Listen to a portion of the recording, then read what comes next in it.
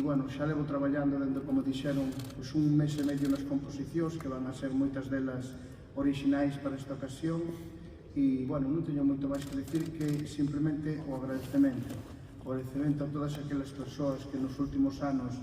pois viñeron a verme aos concertos e gracias a eles puiden tocar na miña terra, e tamén pois ao Concello e a área de xuventude por darme a oportunidade de tocar na cidade onde residín durante moito tempo, porque, bueno, a verdade é que a veces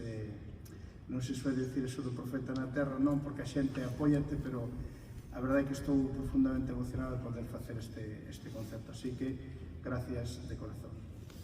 Solo quero agradecer. Quero agradecer a señora Brancupeiro pois que non dubidara cando chamamos para que fixera o peche a guinda de ouro a este ano que é o noso 25 aniversario como festa do Ars de Lucus, festa de recreación a nivel internacional.